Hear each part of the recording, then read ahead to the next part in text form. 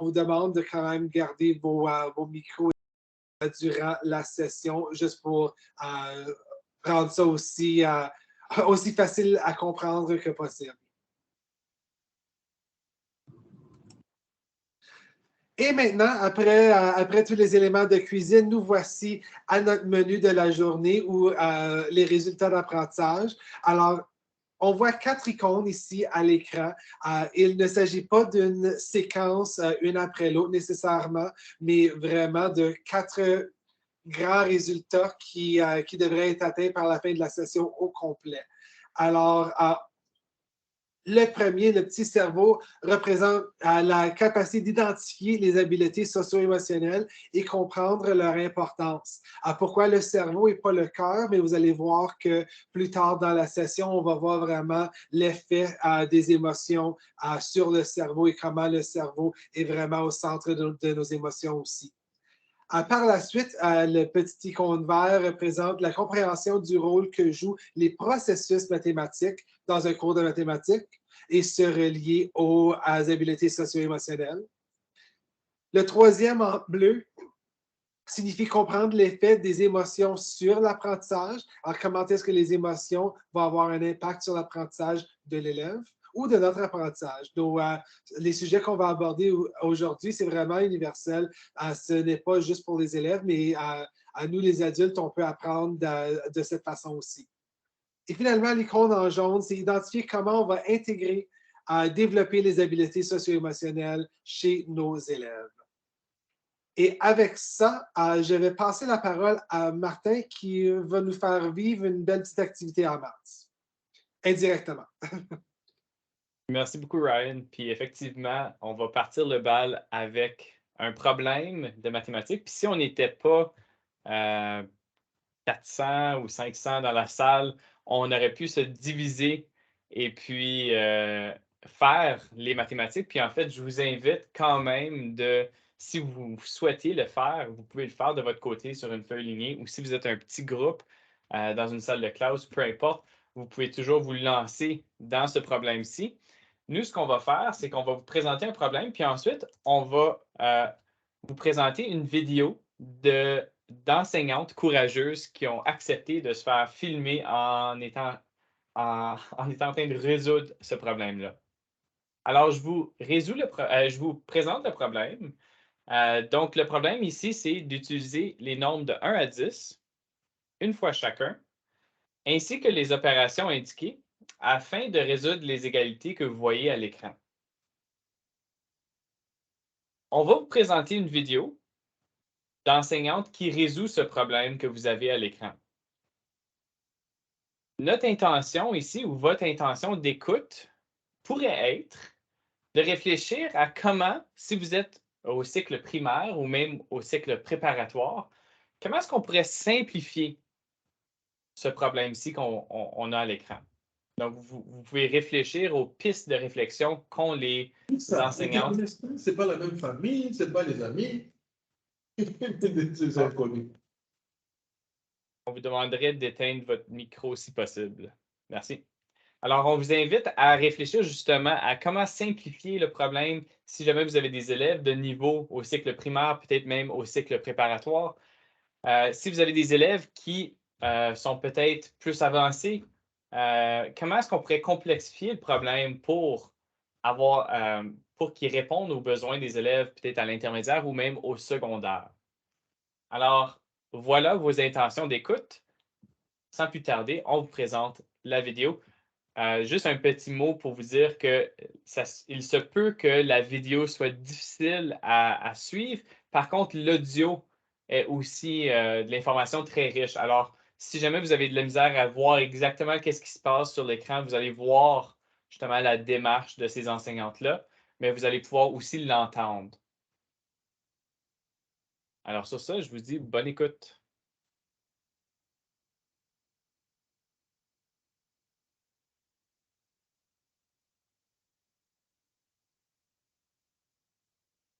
Est-ce qu'on commence avec les faciles? Utilise le nombre de règles de De 1 à 10. Une seule fois. et les opérations indiquées afin de résoudre les inégalités suivantes. Quelque chose qui peut être quelque chose plus quelque chose. OK. Moi, je ferais quelque chose de facile. Moi, je ferais comme Un multiplication. Ben, je commence. Non, Non. 1 fois 10. 9 fois 10. 9 fois 10, 90. Est-ce qu'on peut l'écrire? Non, peut-être qu'on peut l'écrire à côté, puis là, si on change de 10, OK. C'est l'expression qui va changer. Peut-être. 9 fois 10. Oui, 9 fois 10. On va aussi faire comme 1, 2, 3, 4, 5, 6, 7, Oui, 8, 9. les barils, une fois qu'on les a utilisés. Comme ça. Là, on pourrait faire 8 plus 1. 8 plus 1. Voilà. Fait que Ça, c'est 11 moins. Et si je ferais 6 moins 3. C'est vrai, on l'a pas utilisé. OK, attends. Vous aviez dit 8 Plus 1. OK, fait qu'on a 8, on a 9, on a 10, Puis 1. on a 1. Puis là, 6 6 moins moins 3. 6 et 3. Est-ce que ça fonctionne? Il nous reste 7. 2, 4 ici. 2 fois 4. 2 fois 4. Ça donne 8. Non, on a 7 et 5, si je me souviens. 2 fois 4, 7 et 5. 7 et 5 égale 9. Là, on prend Qu'est-ce qu'on a mis pour 3? 6 moins 6 moins 3. 6, 7, Moins 4. 4. On On fait fait 7 7 moins 4, il reste 7 moins 4, il reste. Écrivez ici pour pas qu'on l'oublie. Il reste plus 4 ici. Non. Il reste 6, 3, 2. Et Je vais faire une multiplication. Donc, où est-ce qu'on va changer? ben, on peut, au lieu de 8 plus 1, on peut faire 5 plus 4. Oui. Ah, mais là, tu vas falloir que tu changes ton. Il va falloir changer ton 9. C'est ton 9 ou ton 3? Il va rester 8. Il va rester 8. Moi, j'ai une suggestion. Oui. Ici, au lieu de 6 moins 3, Oui. 10. Là, on a déjà 10 en haut. On peut l'enlever. Oui, mais Il y a pas juste ça d'autre qui va faire 90. 90. Ah, ça, c'est les deux seuls. Là, on peut faire 10 moins 7. Là, on a déjà 10. Les 10, on ne peut pas Y l'enlever. a-t-il une autre façon de faire 90 avec les chiffres qu'on a? Ah, oui, OK, je comprends. C'est ça, on pouvait l'écrire tout de suite. sinon. Ben, moi, j'essaierais 5 et 4 ici. 5 plus 4, ça donne 9. Oui. 9, 10. Puis après ça, Comme ça. celle-là, ça ne fonctionne pas. Ça donne non plus. OK. Donc là, il reste quoi moins quoi égale 3? 9 moins 6, on a déjà On a dit. 9. On ne peut pas utiliser 4. Non, on a déjà 5. Est-ce qu'on pourrait mettre ça ici, les mettre là? Ça, on peut tout de voir. suite? On sait déjà. Oui. Et ensuite, tu sais, si on met les slips de gestion à côté ici, puis après ça, changer de couleur. J'aime cette si on pourrait mettre c'est quoi toutes les possibilités qui nous offrent. Ok. On fait ça avec la gestion. Donc, on a 8 plus 1, 7 plus 2. 6 plus 3. Faisons la même chose avec les autres. Donc, on peut pas prendre les gens qu'on prépare 8. 9 moins 6, Non, le 9, on l'a déjà. On va commencer avec le 8. 8 moins 5. 8 moins 5. 7 moins 4. Puis 6 moins 3, est-ce qu'on peut utiliser les 6 moins 3? OK. Et on peut faire la différence. 5 moins 2 aussi. 1 fois 8. 5 moins 2. 1 fois 8. On pourrait faire aussi 4 moins 1. Oui. Oui. Est-ce qu'on a le droit d'utiliser le 0? Non. Non. 2 fois 4. 2 fois 4. OK. Donc, Peut-être qu'on peut commencer avec ceux-là parce que c'est. oui, c'est eux qui ont le moins de possibilités. Si j'utilise le 2 fois 4 ici, Tu veux-tu comme la couleur? Si on met ça 2 fois je 4. fais 2 fois 4 ici. Ça veut dire que je ne pourrais pas utiliser lui. Non. Je ne pourrais pas utiliser lui. Lui. Parce que là, vous pouvez utiliser. Si on utilise 8 moins 5, Oui, et 6 plus 3 aussi. non, 6 plus 3 ici. Ici, on va jouer le 5 qu'on a. Est-ce que tu voudrais qu'on mette toutes les possibilités? Mais il y a beaucoup trop. On a 5 plus 4. Ça peut être une On a modification. pas fait 5. Ça peut être aussi une modification, modification, Si tu fais 2 fois 4. On nous met sur le spot. Et si on met 1 fois 8. Si on fait 1 fois 8. OK, 1 fois 8. Ça diminue Ça nous moins donne 5. moins de possibilités. Fait que ça c'est ça, fait un peu vite, puisqu'on peut pas utiliser le lui, ni lui. On peut utiliser 5. On peut utiliser celui-ci. On peut utiliser 5 plus 4 ici. 5 plus 4. 1 fois 8. Donc, on fait Quel nombre? Ben non, on peut mettre 3. Donc, ça, c'est... On pourrait faire 6 Ajoutons ce qui nous manque comme information ici, là. Qu'est-ce qui pourrait donner 9? Ben là, Il y a ça trop de peut être une possibilités. multiplication, ça peut être une division. Ouais, Il faudrait voir c'est quel nombre qui reste. C'est 1, on aurait 1, 8, 6, 3. Attends, je passe mon rouge. Oui. 1, 8. Est-ce qu'on peut utiliser 2 fois le même nombre? Non. Une seule fois. 6, 3, tu as dit? 6, 3, 5, 4. 5, 4. Puis le 9, 10 est parti. Ça veut dire qu'il reste 7 et 2. 7 plus 2. 9. 9. Ça fonctionne. Yes! Donc, on écrit ici 8 plus 1. J'espère qu'on va. Ça, c'est 7 plus 2. C'est pas le 5 plus 4 qu'on faisait pour celui-là? On avait mis ça. Oh non, ça c'est qu'est-ce qu'on peut pas. C'est 5 plus 4. 5, 4, 7 plus 2, 7 7 plus 2. C'est 1 fois 8. Puis là, il nous restait ici, c'était quoi le 6,3. Donc, 1, 2, 3, 4, 5, 6, 7, 8, 9, 10. Avant les filles! Est-ce qu'on commence? Alors, c'est toujours le fun de regarder à cette vidéo-là, puis d'entendre justement les réflexions qu'ils ont eues, puis on voit justement tous les essais-erreurs, les essais systématiques, aussi leur raisonnement mathématique qui est vraiment en évidence. On choisit peut-être certaines opérations avec lesquelles commencer. On a vu qu'on a casé le 9 fois 10 tout de suite. Qui nous donnait 90, qui était les seuls nombres possibles ou les seuls chiffres possibles pour cette égalité-là. Donc, il y a certainement une stratégie, puis là, on voyait qu'on jouait peut-être avec d'autres opérations. Donc, votre intention d'écoute ici, c'était de voir, ben, est-ce qu'il y a des possibilités d'avoir plus de portes d'entrée pour nos élèves qui ont peut-être de la difficulté ou nos élèves qui sont au cycle primaire. Puis effectivement, j'ai vu certaines réponses passer dans la boîte de clavardage, mais on pourrait imaginer qu'on pourrait réduire les nombres. Au lieu de dire les nombres de 1 à 10, on pourrait tout simplement dire les nombres de 1 à 8 ou les nombres de 1 à 6. Alors, on pourrait réduire le nombre d'égalités ici, alors le nombre de possibilités. On pourrait aussi réduire le nombre d'opérations. On pourrait s'attarder tout simplement à l'addition et la soustraction. On pourrait aussi jouer avec les réponses. Donc, des réponses qui ont seulement une possibilité deviennent plus évidentes. Comme par exemple le 9 fois 10 qui nous donne 90. C'est la seule réponse possible avec ces nombres-là. Pour le complexifier, de l'autre côté, on pourrait voir que peut-être on pourrait rajouter le nombre d'égalités. On pourrait aussi mettre plus d'inconnus. On a une opération inconnue en ce moment, mais on pourrait en rajouter davantage. On pourrait aussi mettre des réponses qui sont plus petites, qui ont plus de possibilités.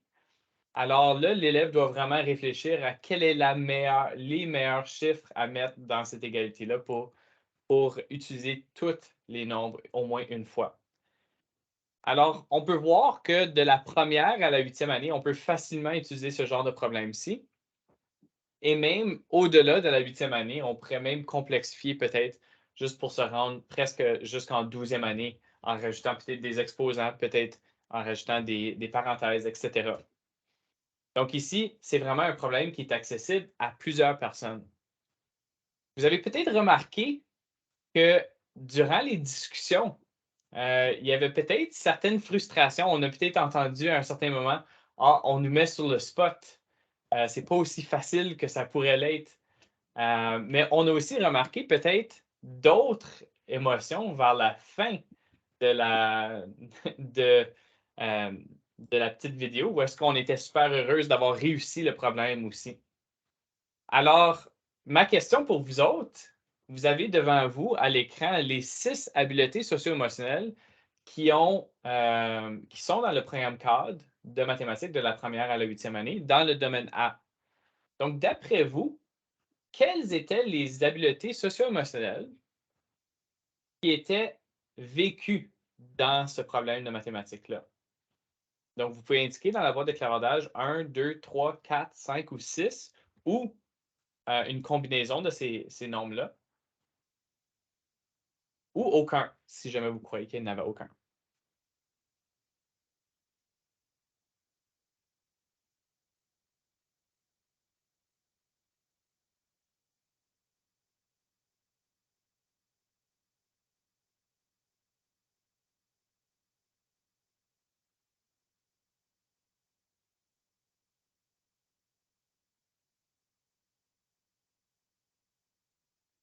Donc, on voit un peu de tout dans la boîte de clavardage. Il y a peut-être un chiffre qui revient souvent, c'est le numéro 4. Donc, ça a été assez populaire ce matin aussi. Mais on voit aussi que dépendamment qui on est, puis comment est-ce qu'on réagit à travers ce problème-là, toutes les habiletés socio-émotionnelles auraient pu être vécues dans ce problème-ci. On aurait pu vivre certaines difficultés, un peu comme les enseignantes ont vécu en faisant la résolution de problèmes.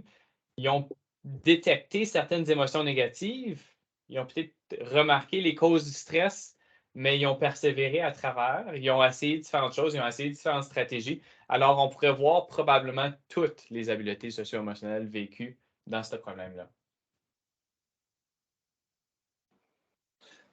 Je voulais ajouter aussi que c'était une vidéo spontanée qui a été faite. Alors, les enseignantes dans la vidéo n'avaient pas vu le problème auparavant.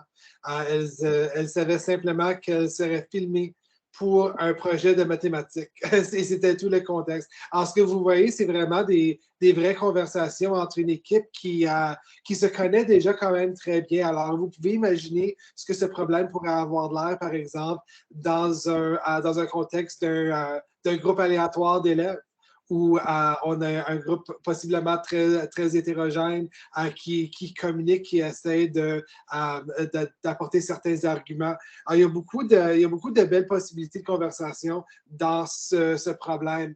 Je vous présente une deuxième version de problème.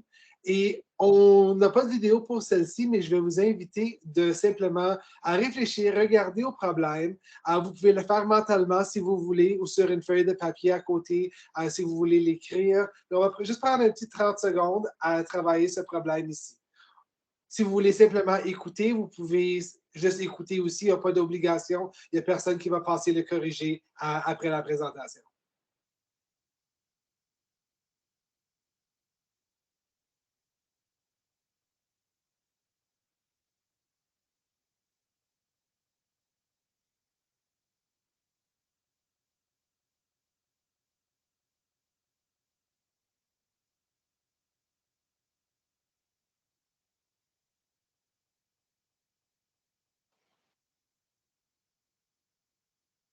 Alors, en regardant ce deuxième problème, la question, on pourrait se poser toutes sortes de questions en lien avec ces deux problèmes-là. Mais la grosse question, c'est comment sont-ils différents? Comment sont-ils pareils? Alors, les deux problèmes utilisent les chiffres de 1 à 10. Les deux problèmes utilisent les opérations. Les deux problèmes demandent de résoudre des égalités. Mais il existe des grandes différences au niveau de ce qu'on voit dans le premier problème et ce qu'on voit dans le deuxième problème, au niveau de ce que l'élève va devoir faire. Et je viens de voir dans le chat la première où il y a plusieurs personnes qui sont en train de répondre, c'est le fun. Alors, le premier, on parle de problème ouvert. Alors, c'est un problème qui a plusieurs possibilités de réponse, qui va nécessiter de la communication parce que c'est un problème qui a été attaqué en groupe, qui va demander d'activer des connaissances antérieures, mais qui va sortir aussi les élèves un peu du contexte typique de résoudre une équation en demandant des inconnus au lieu de demander la réponse. Et l'ensemble des questions, des 5 égalités ensemble, ajoute un niveau de complexité aussi.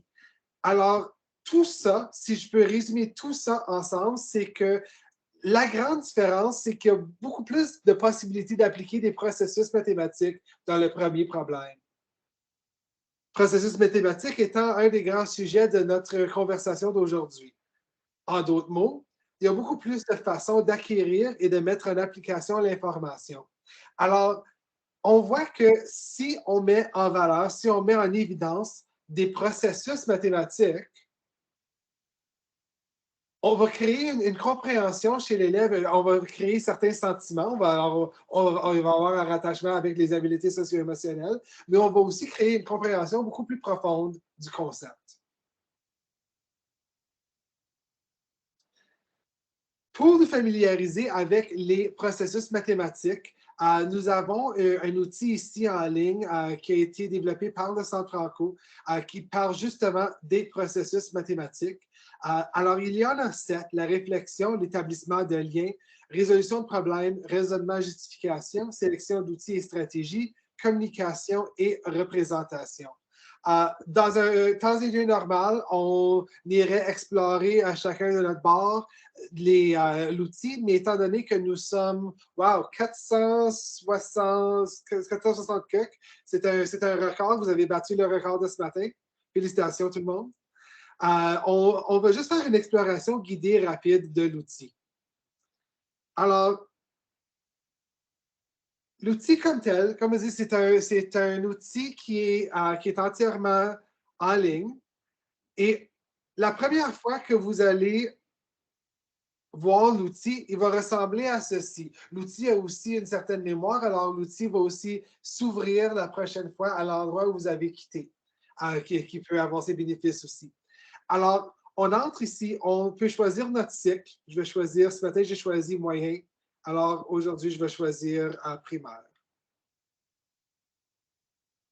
On a nos 7 processus et on voit la belle toile d'araignée qui démontre que tous les processus sont interreliés.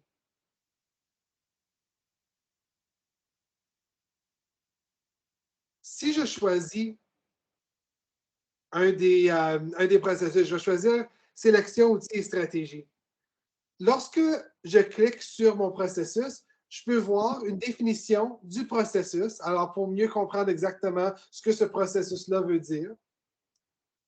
On voit aussi des interventions possibles qui vont permettre à l'élève d'appliquer le processus. Alors, des façons qu'on peut intervenir auprès de nos élèves pour vraiment mettre ce processus-là en évidence. Ensuite, dans le menu des engrenages, on va voir les manifestations possibles de la part de l'élève. Alors, les observations, les preuves d'apprentissage chez l'élève. C'est des éléments qui pourraient très bien s'insérer dans une grille d'observation. Et finalement, des questions avant, pendant et après l'exploration en lien avec ce processus. En plus de tout ça, on a aussi une activité qui va permettre de mettre en valeur ce processus spécifique. Alors, voici l'exemple. Nous avons une série de 9 dés et on demande combien y en a-t-il?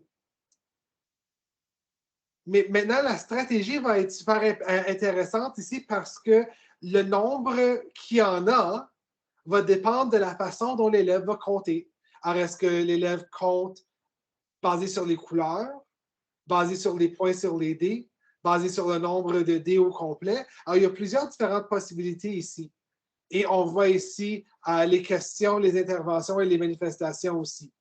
Alors, 7 processus, 3 paliers, ça fait 21 problèmes, parce que les problèmes pourraient être modifiés pour aller d'un palier à l'autre, un peu comme ce qu'on a fait avec notre problème en début de présentation. Alors, on pourrait changer l'image pour quelque chose qui serait plus pertinent aux mains ou à l'intermédiaire ou même au secondaire et poser la même question. Comment est-ce qu'on compte les objets dans l'image?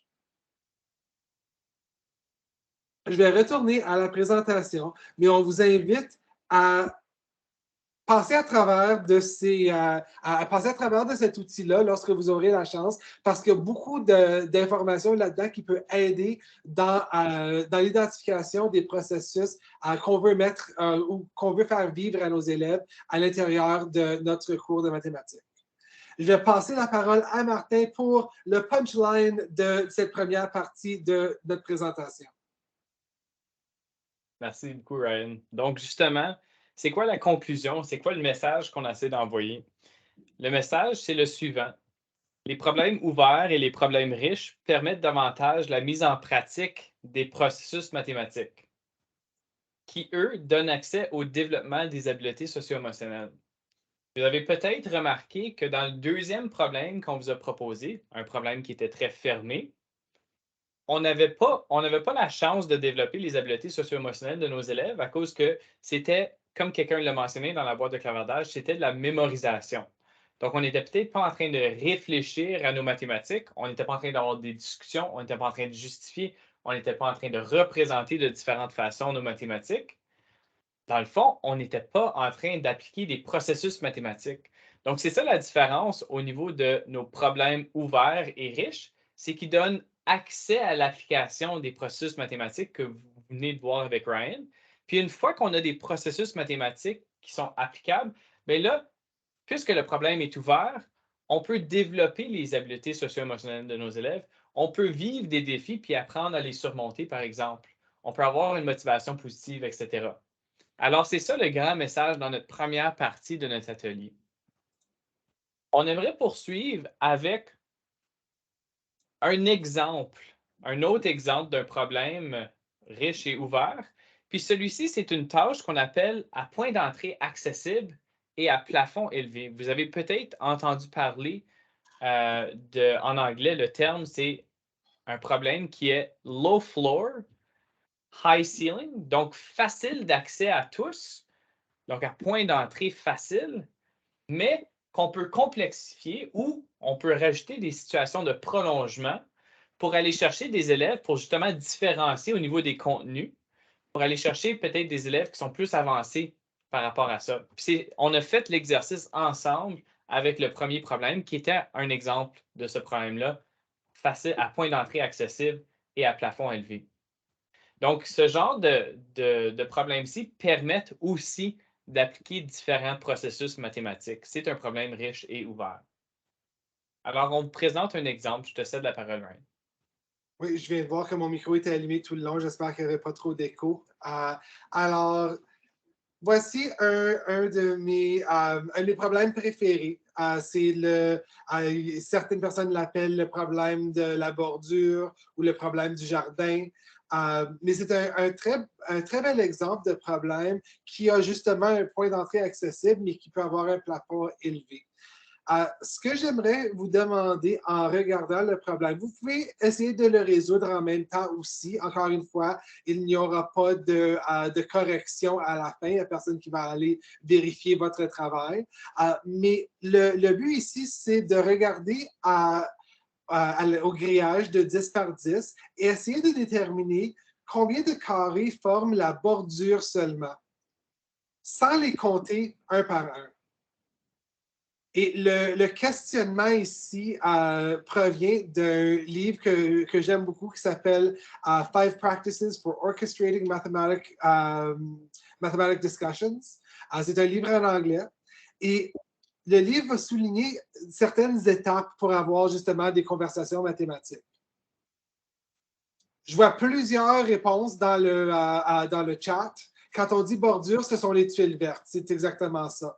Alors, dans le chat, on apprécie, on n'a pas eu ça ce matin, c'est le fun qu'il y a des réponses dans le chat avec une variété de différentes pistes. Ce que j'aimerais vous demander, par contre, j'apprécie beaucoup le fait qu'on est en train de participer à la partie mathématique, mais la question que je vais vous poser, c'est un problème pour quel niveau? Est-ce que c'est un problème pour le primaire, le moyen, l'intermédiaire, le secondaire? Est-ce que c'est un problème plus pour la 3e année ou la 6e année ou la 8e année ou la première?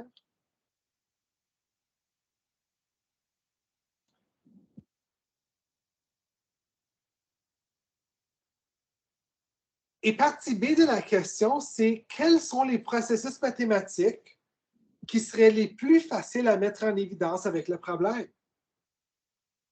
Pour pouvoir répondre à toutes ces questions, c'est le fun de voir le chat. Je me suis dit que j'allais fermer le chat pendant que j'animais, mais c'est tellement beau de voir votre participation. Je l'apprécie énormément. Une des façons les plus faciles de pouvoir déterminer quels sont les processus qu'on pourrait mettre en évidence et comment est-ce qu'on va résoudre ce problème-là. Dans un premier temps, on le fait nous-mêmes. Puis c'est ce que vous êtes en train de faire dans le clavardage aussi. Vous êtes en train de faire le problème vous-même. Mais là, suite à ça, c'est toujours intéressant et même important d'anticiper ce que les élèves pourraient nous donner comme réponse. Parce qu'on répond par le biais de notre propre éducation, de la façon qu'on comprend les maths, mais ça ne veut pas nécessairement dire que tous les élèves voient les maths de la même façon ou qu'ils vont voir le problème de la même façon. Alors, c'est toujours important de faire le problème par nous-mêmes pour voir comment on le comprend, pour ensuite anticiper quelles seraient les possibilités de réponse à nos élèves.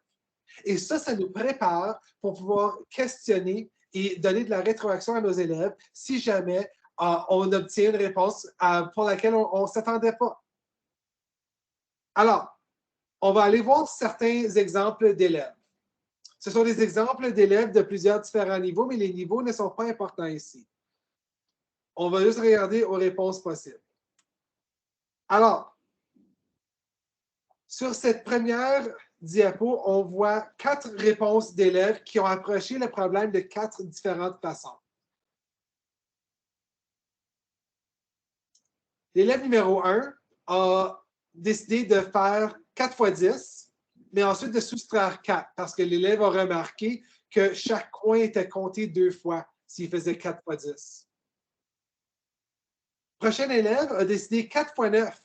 Alors, au lieu de faire 4 fois 10, je vais juste en enlever un dès le début, puis ça va me donner mon 36. Le prochain élève a décidé de regrouper, mais ne pas regrouper avec des groupes égaux. Alors, il a fait 10, 9, 9, 8. Alors, l'élève a utilisé, par exemple, la stratégie du repère de 10 avec le concept de 1 de plus, 1 de moins, 2 de plus, 2 de moins pour avoir une reconnaissance globale du nombre de cases dans ces regroupements. Et le dernier élève, c'est celui-là que je n'aurais pas pensé au début pour ma propre réflexion. L'élève a fait l'aire totale de la surface et a soustrait l'aire du carré intérieur de 8 par 8 qui en a résulté pour donner 36 cases. Alors, 4 différentes façons, il n'y a pas une réponse qui est meilleure que l'autre. Les 4 ont donné une réponse de 36. Et ce qui est le fun avec un problème comme ça, c'est même les justifications et les problèmes erronés peuvent quand même mener à des conversations très riches. Alors, ce sont des erreurs qui portent vers des réflexions qui peuvent être très pertinentes. Alors, on a ici, par exemple, un élève qui s'est dit, ben, je sais que c'est 10 fois 10 qui va me donner 100, mais là, il y a 4 côtés, alors je vais diviser par 4 qui va me donner 25. J'aurais des questions pour cet élève-là ou pour ce groupe d'élèves-là. Vraiment intéressant. Pour l'élève qui m'a montré ici avec 10, 10, 10, 10, quelles sortes de questions est-ce qu'on pourrait poser à cet élève en lien avec sa bordure pour arriver à sa réponse de 40? Alors, il y a beaucoup de possibilités de questionnement ici. Et on voit que les élèves peuvent nous donner des réponses selon leurs habiletés, selon ce qu'ils peuvent faire déjà. Et si jamais on voit que les élèves ont de la difficulté à progresser, on prend un pas de recul, peut-être on fait l'enseignement explicite d'un concept et on revient au problème avec cette nouvelle perspective, avec cette nouvelle apprentissage et on continue à travailler le problème. Alors, c'est un peu ça qu'on veut dire par un problème de point d'entrée accessible, voulant dire que l'élève pourrait multiplier ou utiliser la reconnaissance globale ou même créer une formule avec une variable. On pourrait même ajouter une extension au problème pour dire est-ce qu'on pourrait appliquer notre même logique si notre jardin était maintenant de 11 par 11 ou de 9 par 9? Alors, c'est une autre façon d'ajouter. Là, on rentre des variables. On va essayer n par n. Qu'est-ce qui va arriver si notre carré, c'est un carré de n par n? Alors, toutes ces choses-là nous apportent vers un niveau encore plus complexe de pensée, mais c'est toujours le même problème, avec le même point d'entrée. C'est un peu ça, quand on parle de problèmes à point d'entrée accessible et à plafond élevé, on peut voir à quel point que différentes réflexions peuvent nous amener vers un problème très complexe Et souvent, les élèves, vers la fin, ne réalisent même pas la complexité des mathématiques qu'ils font parce que c'est une suite très logique, très fluide de l'activation de leurs connaissances et de leur pensée vers ce niveau beaucoup plus complexe de mathématiques. Et pour terminer l'exemple, on peut voir ici que peut-être, après tout ça, il y a même des processus mathématiques qui ont été mis en évidence pour lesquels on n'aurait pas pensé. Alors, peut-être, si l'élève a choisi d'aller se chercher du matériel pour faire son 10 par 10, là, il y a possibilité qu'on soit dans la sélection d'outils. Ou si on a fait un travail en groupe, on serait peut-être dans raisonnement, justification, communication. Alors, il y a toutes sortes de différents processus qui peuvent voir le jour dans un problème comme ça, dépendant de par où la conversation a fini par se diriger. Et j'aime dans le clavardage, j'ai vu conversation mathématique se passer à plusieurs reprises. Mais une conversation mathématique, c'est vraiment une belle base pour un problème qui serait à point d'entrée accessible. On commence avec la conversation, et là, on s'attaque avec des maths et ça devient de plus en plus complexe. Et je vois même des exemples dans le clavardage de possibilités qui ne sont pas parmi les exemples des élèves. Brian, si tu me permets de tout simplement ajouter ici. Donc, en regardant les processus mathématiques aussi, on voit qu'il y a plusieurs chemins que les élèves peuvent prendre pour résoudre ce problème-ci. Puis dans le fond, la richesse dans une salle de classe, quand on parlait de galerie ou de banjo ou peu importe, ou de jasette mathématique, c'est de pouvoir tisser des liens entre ces différentes façons de résoudre le problème-là. Puis c'est de cette manière-là qu'on va développer la compréhension de nos élèves. Non seulement est-ce qu'on va produire un apprentissage ou on va provoquer un apprentissage durable, mais on peut aussi permettre davantage de différenciation dans notre salle de classe. On peut le différencier au niveau des processus. Alors, pas tout le monde a besoin de voir le problème de la même façon et d'accéder au problème de la même façon. Donc, non seulement est-ce qu'on peut différencier au niveau des contenus, mais au niveau des processus aussi. Alors, c'est super intéressant que ça, comme constat aussi. Merci, Martin. Tu sais que tu parles mon langage quand on commence à parler de différenciation à différents niveaux. C'est toujours intéressant de voir exactement comment nos élèves vont voir les mathématiques et comment nos élèves vont vivre les mathématiques. Et c'est un problème comme ça permet de différencier sans donner, comme tu dis, Martin, 4 différents problèmes à 4 différentes équipes. Parce que la façon dont on va aborder le problème devient un élément de différenciation. Alors, on peut procéder avec les habiletés socio-émotionnelles. Alors, j'aimerais vous poser justement cette même question-là qu'on a vécue auparavant. Mais d'après vous, quelles habiletés socio-émotionnelles pourraient être vécues lors de ce problème, un problème comme ça?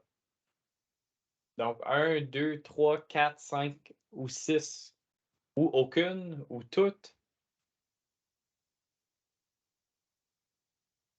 Donc, on voit déjà des réponses rentrer. Toutes les habiletés socio-émotionnelles peuvent être vécues. Puis, c'est la richesse à cause que, justement, on a un problème ouvert et riche qui ouvre la porte au développement des habiletés socio-émotionnelles. Lorsqu'on a un problème très fermé, on n'ouvre pas la porte au développement des habiletés socio-émotionnelles. Puis c'est ça le grand défi avec des problèmes fermés. Puis Martin, si tu me permets d'ajouter une toute petite chose à ce que tu viens de dire, on peut aussi dire que les habiletés socio-émotionnelles qu'on va voir et sur lesquelles on va devoir travailler avec nos élèves vont aussi beaucoup dépendre de la situation actuelle de l'élève.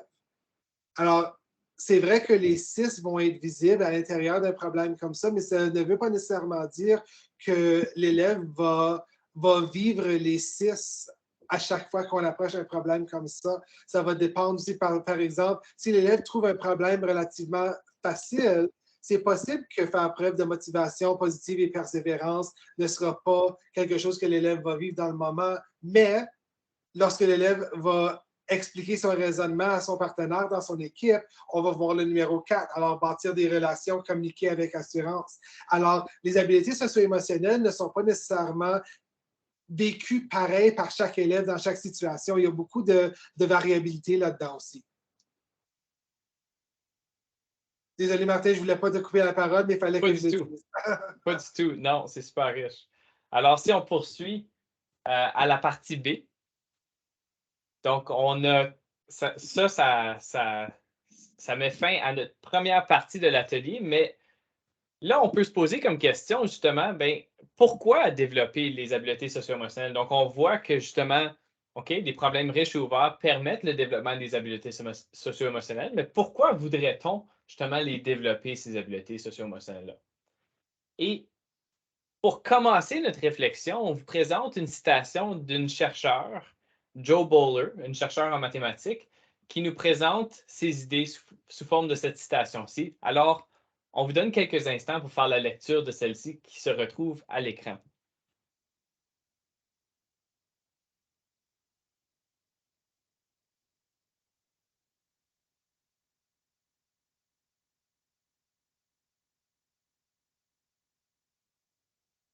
Donc, Jo Boaler nous met en évidence dans sa citation que, justement, il n'existe pas de gène qui est responsable de notre compétence en mathématiques. On peut avoir peut-être certaines prédispositions, mais tout le monde peut apprendre les mathématiques. Tout le monde peut s'améliorer en mathématiques. Et en fait, justement, lorsqu'on croit que notre compétence en mathématiques est innée, alors Ryan, si tu pouvais passer à la prochaine diapositive. Ah, merci. Alors, lorsqu'on croit que notre compétence en mathématiques est innée, c'est-à-dire qu'elle provient peut-être d'un talent inné et qu'elle est statique, c'est-à-dire qu'elle ne change pas, ceci, en fait, diminue la persévérance, la pensée critique et la pensée créative des élèves. À cause que, justement, si je pense que ma compétence en mathématiques provient d'un talent que je n'ai pas, puis ça ne va pas changer de toute manière, mais pourquoi est-ce que j'essaierais dans mon cours de mathématiques? Pourquoi est-ce que je persévérais dans mon cours de mathématiques? Et puis, toutes ces émotions négatives-là qu'on peut ressentir si on ne sent pas comme si on peut s'améliorer en mathématiques, ne nous mènent pas justement à penser critiquement et créativement en mathématiques. Et puis, beaucoup de ces croyances-là proviennent des mots qu'on choisit d'utiliser, soit en tant que parent, en tant qu'enseignant, ou peut-être même en tant que collègue dans nos écoles. Des exemples de ceci, on vous en présente une. Un exemple, ben, on l'a peut-être déjà entendu, on l'a peut-être déjà dit nous-mêmes. Ah, toi, tu dois être un matheux ou une matheuse. Lorsqu'un élève réussit bien un problème de mathématiques, c'est une phrase qu'on peut entendre. Puis l'intention ici, c'est une intention positive. Donc, on veut féliciter l'élève pour avoir réussi le problème de mathématiques. Mais il y a peut-être un message subliminal qu'on est en train d'envoyer ici à notre élève. Le message ici, c'est que tu as réussi ton problème de mathématiques à cause que tu es un matheux ou tu es une matheuse. Donc, ici, tu réussis à cause que tu es bon en mathématiques. Donc, cette compétence en mathématiques-là, elle est innée, puis elle ne change pas. Alors, on pourrait imaginer un élève qui réussit bien ses problèmes de mathématiques et puis se fait dire qu'il est un matheux ou une matheuse et éventuellement vit des défis peut-être au niveau universitaire ou ailleurs dans sa vie. Et puis là, lorsqu'il ne réussit pas, ben, la même logique demeure ici. Ben, si je ne réussis pas mes problèmes de mathématiques, ça veut dire que je ne suis plus un matheux ou une matheuse. Alors ici, on est en train de dire que la compétence en mathématiques, elle est statique, puis elle ne change pas avec ce message-là, même s'il semble être positif. On vous en présente un deuxième exemple.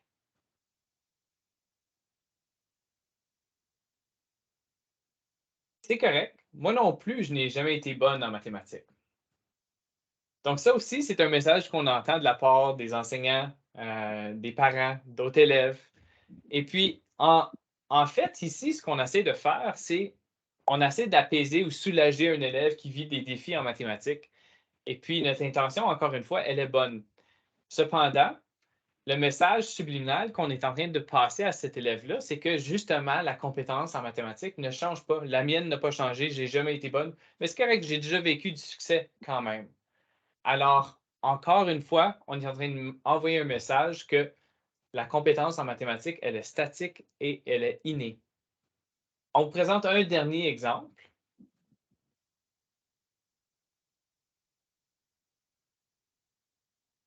Ce problème est trop difficile. Mes élèves ne pourront jamais le résoudre. Donc, effectivement, il y a des problèmes ici qui ne sont peut-être pas pour le niveau de nos élèves. Cependant, de dire que nos élèves ne vont jamais être capables de le résoudre sous-entend, encore une fois, que la compétence de nos élèves, elle est innée et statique. Elle ne va pas changer. Ils ne vont pas pouvoir le résoudre plus tard non plus. Donc, ça, c'est peut-être un commentaire qu'on peut entendre entre camarades ou entre collègues, justement. Mais l'idée ici, c'est que les mots qu'on choisit d'utiliser passent des messages à nos élèves par rapport à est-ce qu'on peut s'améliorer ou est-ce qu'on ne peut pas s'améliorer en mathématiques. Et ça peut avoir des impacts assez significatifs sur leur apprentissage. Merci, Martin. Alors, c'est une des grandes raisons pour laquelle on parle souvent d'attentes élevées, de maintenir des attentes élevées pour nos élèves. Parce que ce n'est pas en baissant à nos attentes qu'on fait des faveurs et qu'on encourage la réussite de nos élèves, mais cette perception-là existe parfois, que si on diminue un peu nos attentes, les élèves se sentiront valorisés parce que le taux de réussite peut-être est plus élevé. Mais ce qu'on voit, c'est effectivement le cycle qui crée cet effet sur les résultats scolaires est un peu différent de ce qu'on pense. Alors, on commence, comme on vient de dire, avec les paroles et les attitudes, les attitudes de l'adulte. Alors, ici, dans ce cas ici, l'adulte pourrait être le membre du personnel, pourrait être un parent, n'importe qui vraiment qui a un certain pouvoir d'influence sur l'élève ou sur l'enfant en lien avec sa perception. Ces attitudes-là vont évidemment influencer les mots de l'adulte. Pourquoi? Parce qu'on a seulement notre propre expérience avec laquelle créer l'optique avec laquelle on voit le monde. On peut se dire, on peut faire preuve d'empathie, on peut se réseauter, mais on a vraiment nos expériences qui vont former notre perception du monde qui nous entoure. Alors, ça fait du sens que nos attitudes, qui proviennent probablement d'expériences vécues, vont avoir un effet sur la façon qu'on parle et les choses qu'on dit.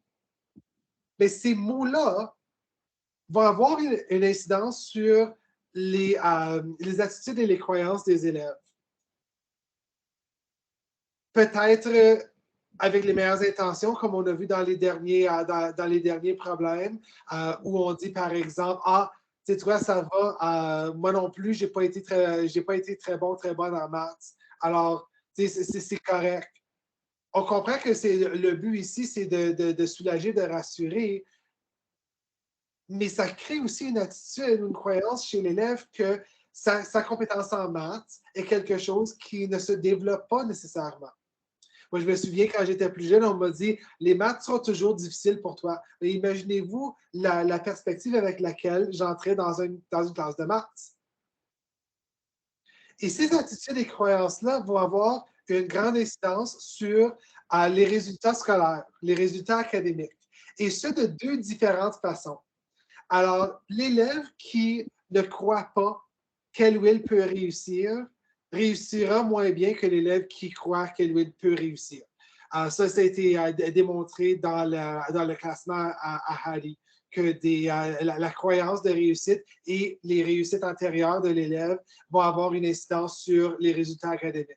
Mais encore plus puissant dans ce même classement, dans cette même méta-analyse, c'est la perception de l'adulte que l'élève peut réussir, qui va avoir une incidence sur la réussite de l'élève et évidemment les résultats académiques. Puis il y a même eu une recherche à un moment donné qui a fait partie de cette analyse-là où plusieurs membres du personnel ont été donnés une évaluation d'un élève fictif. Et cet élève fictif-là, certains membres du personnel, c'était un élève performant. Et chez d'autres membres du personnel, c'était un élève qui avait un PAI, qui avait des difficultés, qui nécessitait des adaptations. Et l'élève qui nécessitait des adaptations, qui avait un peu plus de difficultés, a moins bien réussi lors de l'évaluation que l'élève qui était dit performant. Mais le catch était que les copies de l'évaluation étaient identiques.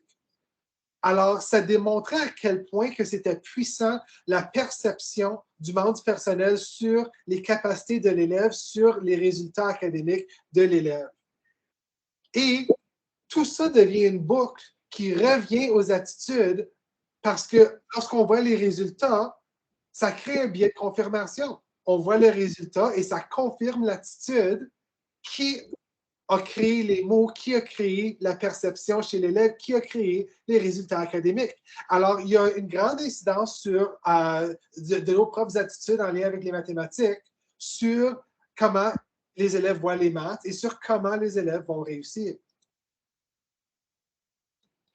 Maintenant, ce ne sont pas les seuls facteurs, évidemment, en lien avec la réussite de l'élève. Il y a beaucoup d'éléments. Mais on a quand même vu que la perception de l'adulte que l'élève peut réussir est classée comme le 3e facteur le plus élevé dans le classement à Halley. Alors, c'est quand même je pense que c'est 140 différents éléments.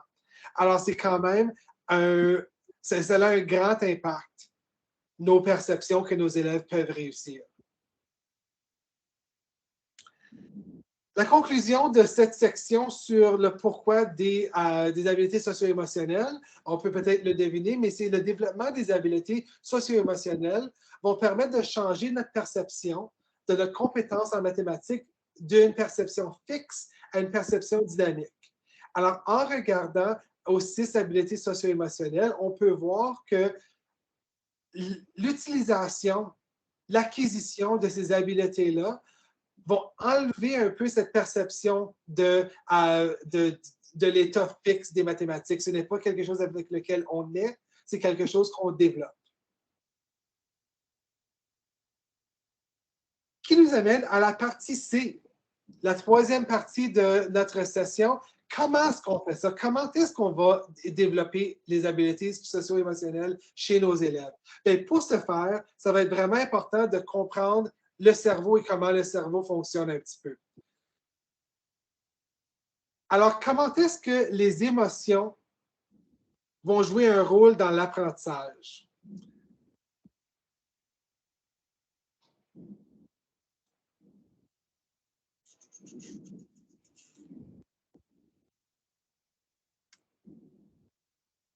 On a une partie de notre mémoire. Maintenant, c'est pas...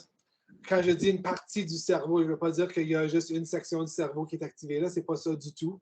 Mais notre cerveau a une tâche de traiter de l'information qu'on obtient à court terme, tous les stimuli qu'on obtient dans la journée. Ça peut être ce qu'on voit, ce qu'on entend, ça peut être ce qu'on ressent, s'il fait froid, s'il fait chaud, si on porte des nouvelles bottes puis on a mal aux pieds.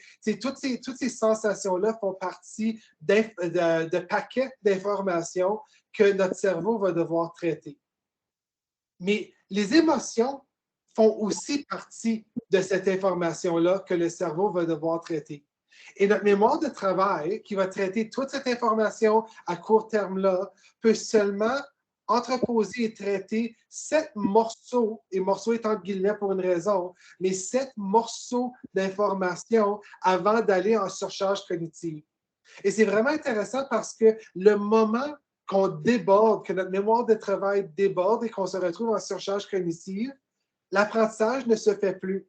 Alors, le transfert de la mémoire de travail vers la mémoire à long terme pour développer des routines, des automatismes, à tous ces éléments-là, on n'est plus capable. Notre cerveau ne peut pas.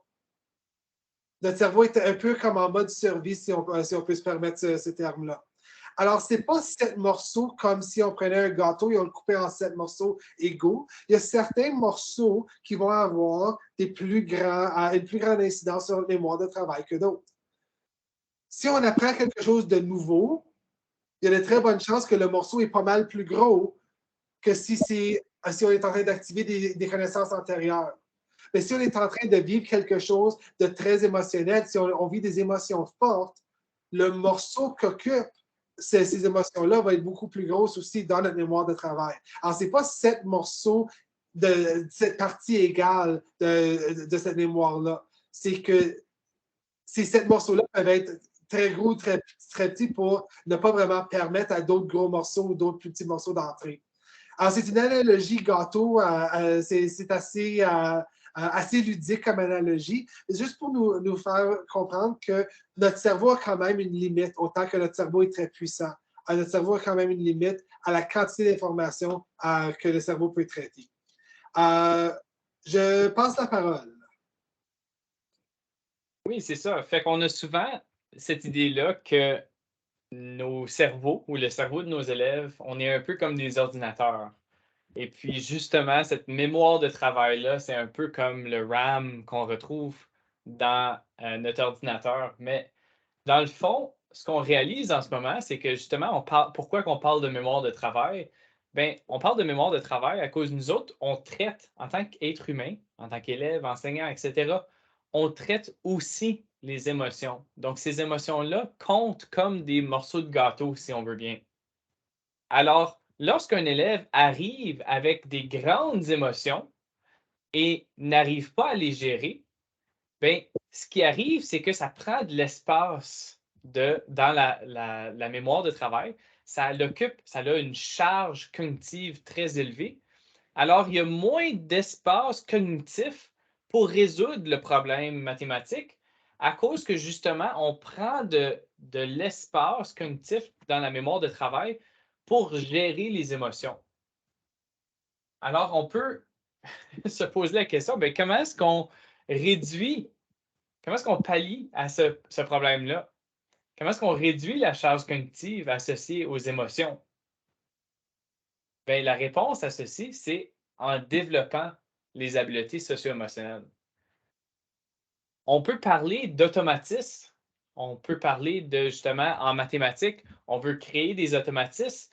Donc, on a peut-être vu avec le deuxième problème qu'on vous a présenté en début d'atelier, justement, si on connaît pas mal bien nos tables de multiplication, on n'a pas besoin d'y réfléchir très longtemps.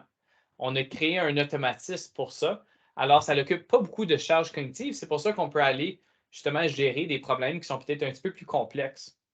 Et c'est la même chose qu'on veut faire avec nos émotions. Lorsqu'on vit une émotion qui était un peu plus difficile, ou on vit des défis qui génèrent peut-être une angoisse ou peut-être de l'anxiété ou peut-être de la frustration ou peut-être une peur, de la tristesse, etc., bien, il faut apprendre à justement déceler ces émotions-là et ensuite les gérer. Puis là, le plus qu'on pratique ça avec nos élèves, le plus qu'on crée des automatismes au niveau de ces habiletés-là, et le moins de charge cognitive que ça l'occupe dans notre mémoire de travail. Alors, ce qu'on aimerait faire à ce point-ci dans l'atelier, c'est qu'on aimerait vous présenter quelques ressources qui peuvent justement vous servir en développant les habiletés socio-émotionnelles de vos élèves, ainsi peut-être de vous autres même, puisqu'on est des modèles pour nos élèves. Alors, on vous présente, puis vous allez avoir accès à la présentation par la suite. Alors, sachez que toutes les images dans notre présentation correspondent à des liens. Alors, si on clique justement sur le lien de la santé mentale au quotidien, ça va nous apporter à ce site-ci. Et si on descend sur la page, on va voir devant nous les habiletés, les 6 habiletés socio-émotionnelles. On peut vous en présenter une, la reconnaissance et la gestion des émotions. D'après moi, c'est la base. Reconnaître nos émotions pour pouvoir les gérer. Et lorsqu'on sélectionne cette habileté socio-émotionnelle-là, on peut descendre sur la page et puis on nous présente plusieurs activités qu'on peut faire avec nos élèves à tous les différents cycles pour développer cette habileté socio-émotionnelle-là, et ça, à tous les niveaux, puis pour toutes les habiletés socio-émotionnelles. Donc, si vous avez cliqué sur une autre habileté socio-émotionnelle, vous auriez eu la chance de voir d'autres activités en lien avec ces habiletés-là. Alors, vous allez avoir accès à cette présentation-ci à la fin, justement, de notre atelier. Et tout ceci nous mène à notre conclusion de notre troisième partie et la dernière partie. Donc, la conclusion, c'est avoir la perspective que notre compétence en mathématiques est dynamique nous permet de réduire la charge cognitive associée aux émotions. Alors, si on boucle le tout à ce point-ci, on peut dire que donner des problèmes riches et ouverts, ça nous permet de développer des habiletés socio-émotionnelles par l'entremise des processus mathématiques. Donc, lorsqu'on a un problème avec plusieurs processus mathématiques, on peut développer nos habiletés socio-émotionnelles. Puis lorsqu'on développe ces habiletés socio-émotionnelles-là, on crée des automatismes qui permettent de réduire la charge cognitive. Et en réduisant cette charge cognitive-là, on réussit mieux en mathématiques à cause qu'on a plus de place cognitive pour résoudre des problèmes mathématiques. Alors, le développement ou des habiletés socio-émotionnelles permet davantage la réussite en mathématiques.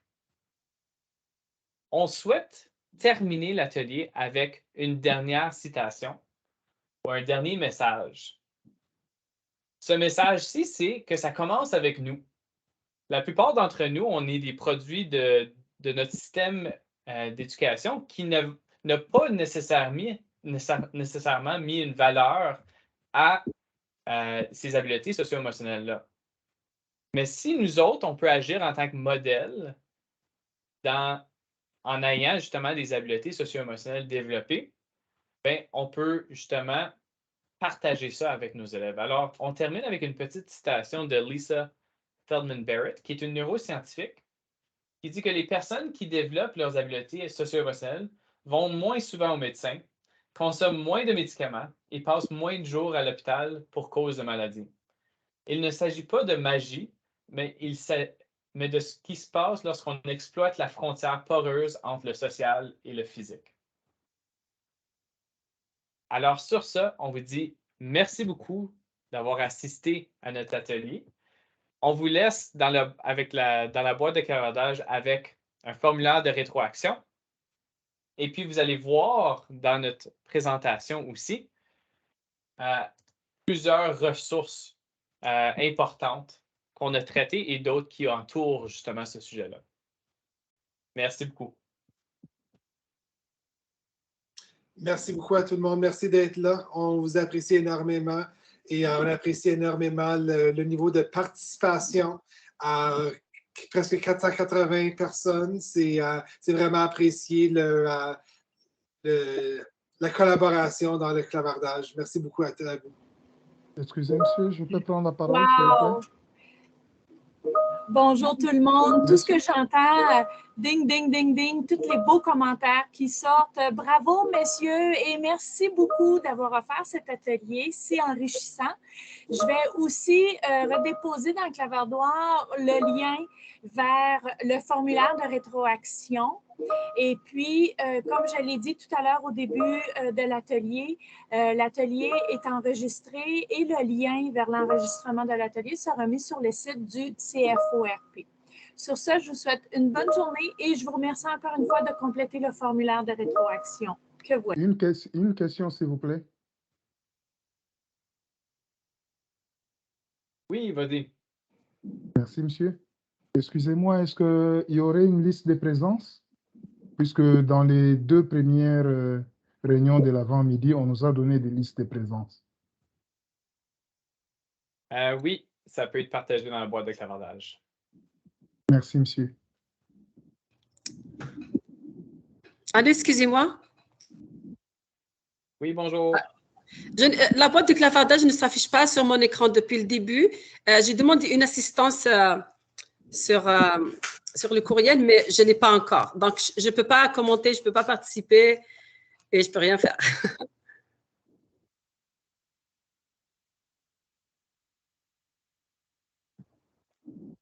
D'accord. Il y a peut-être un technicien qui va pouvoir t'aider. Je ne sais pas. Je ne sais pas c'est quoi la solution nécessairement. Oui, mais peut-être pour les présences, je ne sais pas comment juste inscrire mon nom que j'étais présente tout au long. Puis ça m'intéresse beaucoup. Je trouve ça vraiment super intéressant. Si je peux me permettre, moi aussi, c'est depuis le début, je n'ai pas accès au clavardage, donc je n'arrive pas à voir les trucs que vous partagez. OK, c'est noté. On va trouver une solution pour vous partager cette information-là. Même chose pour moi, pas accès au clavardage.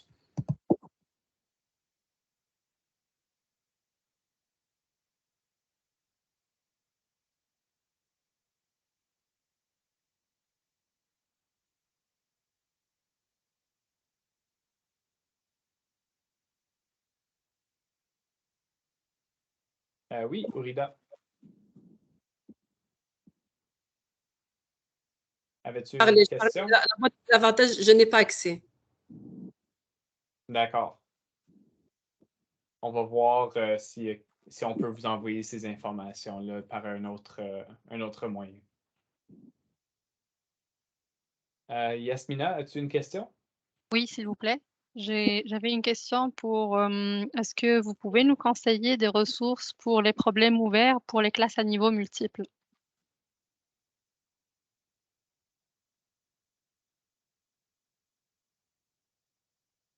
Je ne sais pas, Ryan, as-tu des ressources pour les niveaux multiples en mathématiques? Ouais, je n'ai pas de ressources qui seraient spécifiquement pour des problèmes ouverts en niveau multiple. Ce qui est important dans un scénario de classe à niveau multiple, c'est vraiment d'avoir une bonne idée du profil de classe, des besoins des élèves aux deux niveaux lors de la sélection du problème. J'aurais même de la difficulté à choisir une ressource pour des problèmes ouverts, même juste à un niveau spécifique, parce que tout dépend de la réalité des élèves et de l'intention pédagogique qui est voulue par le problème en question, par l'expérience en question. On peut suggérer quand même plusieurs ressources. J'ai vu dans le clavardage le nom à Marion Small revenir à quelques reprises en lien avec le questionnement et les problèmes ouverts. C'est difficile à suggérer des ressources spécifiques sans connaître le contexte de la classe spécifiquement. Au niveau de site web, il y a toujours le site qu'on vous a présenté des processus mathématiques qui a des exemples de problèmes qui peuvent être un point de départ en lien avec les problèmes ouverts, et ce, au niveau d'un palier et pas nécessairement d'un niveau. Alors, on parle vraiment de primaire, moyen, inter. On a aussi certaines ressources où on va partir. Comme un problème ouvert n'a pas besoin d'être un problème qui est hyper structuré non plus. Alors, on pourrait, par exemple, partir d'une image et simplement demander aux élèves ce qui est remarqué pour voir comment les élèves voient les mathématiques et partir la conversation de là. Alors, c'est une ressource spécifique en lien avec les problèmes, j'en ai pas. Je vois dans le clavardage, il y a plusieurs suggestions. J'ai vu First 20 Days à plusieurs reprises. Je ne la connais pas très bien, la ressource, mais j'ai entendu des belles choses. Il y a aussi il y a toute la banque de leçons qui contiennent du questionnement ouvert de ontariomath.support, qui peut être une bonne ressource, ainsi qu'en avant les maths, que les activités, les plans d'apprentissage ou les activités un peu plus profondes ont tous un point de départ qui est beaucoup plus ouvert. Maths par image, absolument. Moi, j'aime beaucoup le site Number Talk Images, qui est un site plein d'images qui permet aux élèves de voir des ensembles ou des suites de différentes façons. Tout revient au questionnement. Alors, si on veut approcher un problème plus ouvert, il s'agit simplement de déparamétrer le problème et ajouter du questionnement. Ça serait ma suggestion en lien avec les problèmes ouverts.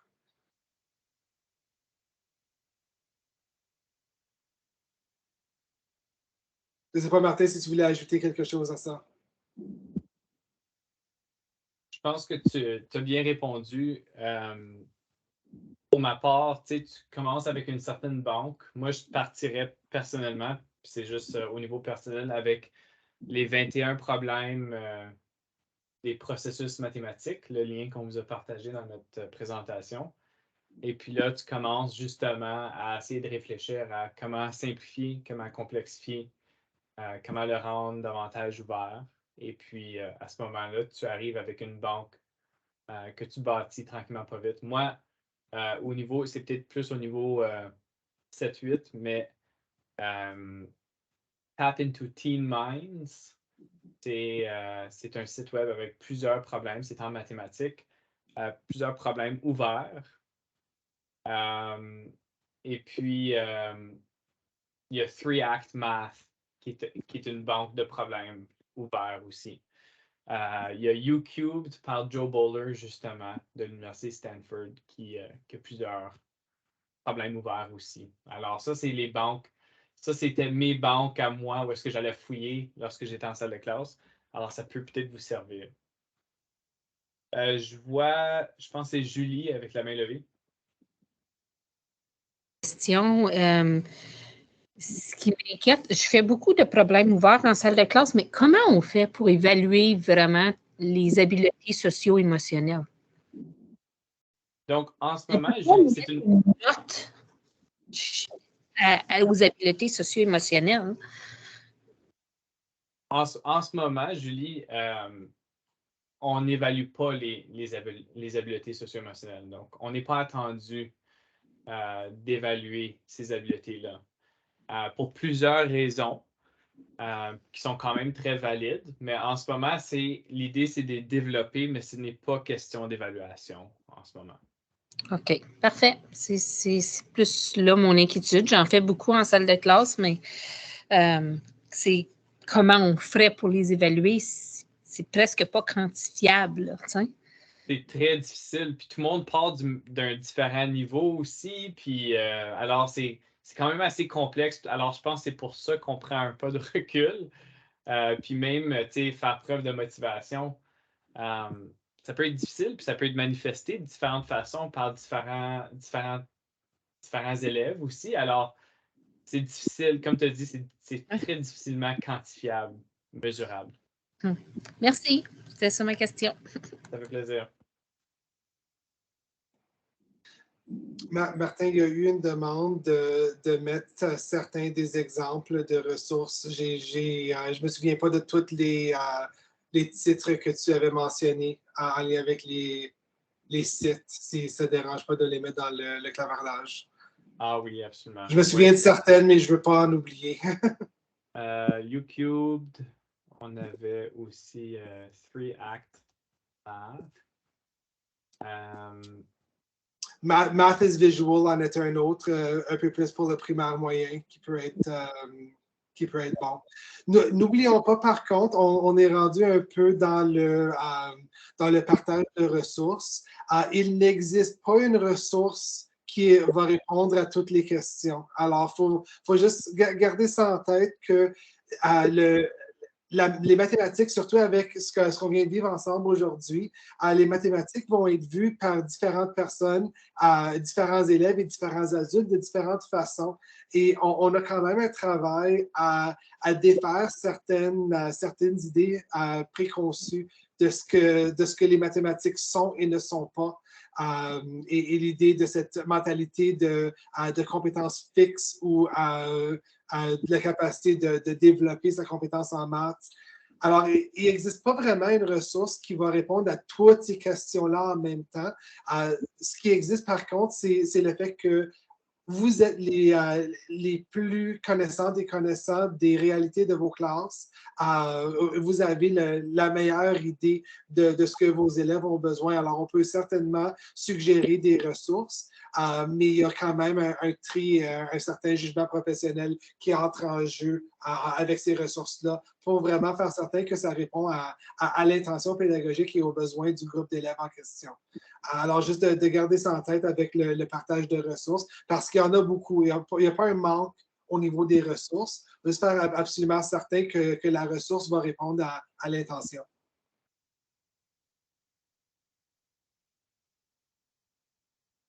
Un grand merci à tout le monde qui a partagé on pourrait quasiment publier le clavardage comme un livre. Il y a eu tellement de beaux échanges dans ce petit menu à côté. C'est grandement apprécié, votre participation. Merci beaucoup. Merci encore, messieurs. Puis, comme je l'ai dit tout à l'heure, le lien vers la formation va être mis sur le site du CFORP. Donc, vous y aurez accès en tout temps suite à notre journée. Au courant de la semaine, là, ça va être fait. Et puis, avec les coordonnées que Martin et Ryan vous ont laissées aussi, vous allez pouvoir continuer à communiquer avec eux en tout temps. Alors, un grand, grand, grand merci à vous tous et bonne fin de journée.